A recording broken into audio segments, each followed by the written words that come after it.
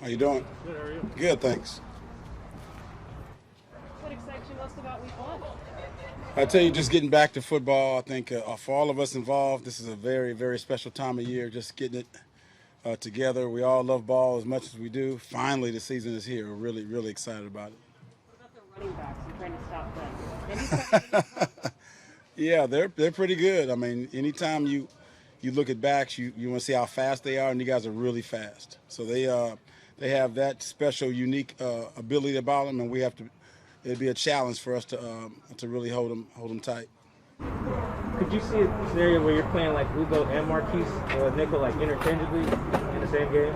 Well, it's hard to say right now. I think that's yet to be determined. The guys are still working out here pretty good, but those are two very good football players, and either one that's on the field at any time, we'll be all right. Sydney Jones. I'm sorry, John. I was going to say, how excited do you see Darryl Taylor out there in his first regular season action and getting some playing time? Oh, he's come through so much. I think we've all watched him, his journey, and fighting through his injuries and the rehab and things like that, and the fact that he's been able to come out here every single day and be consistent and continue to develop. We're all excited to watch him go out and become the player we expect him to be. What kind of player is that? Well, we have to wait and see. I think that everybody has expectation, and I think that it comes down to the player himself to really put it all together on the field. And we have our expectations as well as he of himself. Did you see a more consistent Trey Flowers this summer? Yes, I think that all of us, we've had a lot of time with Trey, and we've watched him grow up and develop in front of our eyes. And I think this particular summer, he's really tried to master his craft. He's been really physical. He's been really focused on his game, and we expect that to turn into high-level performance. You've had a lot of turnover at quarterback. Has that been a challenge at all, kind of fitting in everybody and figuring out where everybody's going to go? I mean, just with all the turnover of bodies and stuff like that? No, the guys have been playing, pretty solid. I think the guys that have been stepping in and our competition have been really good. And we had a new fluxing of new guys as of late, but during the camp it was pretty solid. Guys that were playing and competing, and now that we're getting closer to the season, we're kind of honing in on the guys that we're feeling pretty good about. What's Sidney Jones so new? Short time he's been here. It's been a short time. At this point, you pretty much want to get him out on the grass, run around a little bit, just kind of see the rawness of him. The running and hitting and being able to listen and be coachable. But so far, so good. Have you seen any evidence he's quickly adaptable to this style and how you want to play corner? Well, it's hard to say right now. Again, it's been such a short time, but we're glad he's here. We've seen the young receivers the Colts have with no T.Y. Hilton out there. They're pretty good. I mean, you got to give them a lot of credit for what they've been able to accomplish. Really solid, good catchers, smart. They do a great job of getting explosive plays, catching the ball, and running after catch. So again, it's going to be a challenge for us to keep them contained. No matter how Brooks and Taylor do, what do you miss about KJ right out there? Well, KJ is someone that you can't ever replace. KJ's been here for a long time, and he's been one of the best to have ever done it. At the same time, now it's Brooks. It's Darryl's turn, and so now it's important for them to step up and be the best that they can be.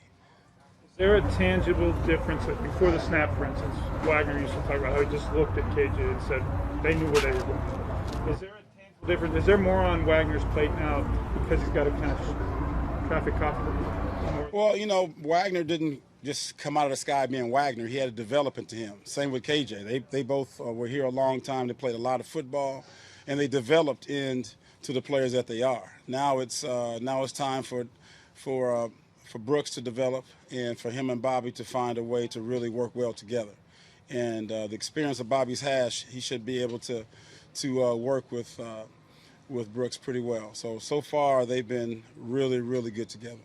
And Brooks developing, what have you seen out of him from who he was as a rookie to what he's done so far? Well, he's been more consistent. He's pretty sure of himself. His confidence has really risen, and he really understands where he fits in the defense.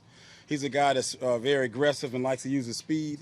So at the same time, he's finding different ways and places he can shoot gaps, cover people, blitz. He's becoming a well-rounded player at this point. Has DJ Reed made a pretty seamless transition back to the other side corner now? Or? Absolutely. He's DJ is a really good athlete and really good football players. You put him anywhere on the field, they're going to make plays and do really well. And he's one of those guys. Having a hard time keeping track of what number he's wearing every week? I know it. He said he went back to 2. He said it was his college number, but he feels good about it. And we all know that it's the player that makes the number.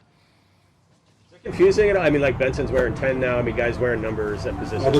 The name on the back is the same. Benson, it says DJ Reed, so we know who they are. We don't really get into the numbers too much. We know that the names and the guys are still the same. Well, what will Jamal be able to do the second year in this system that maybe he couldn't the first year, whether it was learning the system or the injuries he had to deal with? Well, I think it's a little bit of everything. Jamal is a fantastic teammate. He's a great player to coach. And again, he's now going into his second year in the system.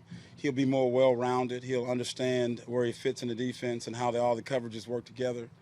And I think you'll see so many different things about him. He's a really good football player all around. I think everybody pretty much saw what his blitzing really stood out. But he's a guy who can blitz, he can cover, he can communicate, he can do a lot of really good things on the football field. He's a great tackler. You'll see everything he can offer in year 2. I'm sorry. If your defense is working as you want it to and the front four is performing, is it true he'll blitz less? Is that optimal for you that he doesn't blitz as much? I don't know if I can say that. I just know that everybody will be working really hard, and I think they'll just play the best they can.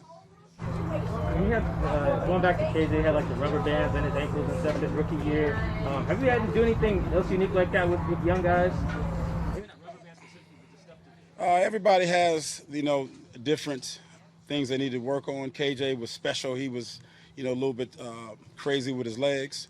But different guys, you have to approach differently.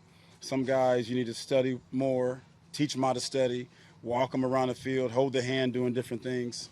But I haven't had to do exactly for KJ what I did do for the new guys. But everybody has unique things that helps them learn better. With DB specifically coming out of college, have you seen, them getting to adapt, getting their head around? You see a lot of guys in college just go like this, right. Balls in the air. Has that been a struggle with bringing in rookies? I don't know if it's been a struggle. I think that, a lot of different coaches and teams teach different techniques. We stay on top. Some teams stay underneath. A lot of teams make sure they turn back and look at their head. A lot of teams play the hands on the ball. So it's just a matter of your philosophy and how well you coach it.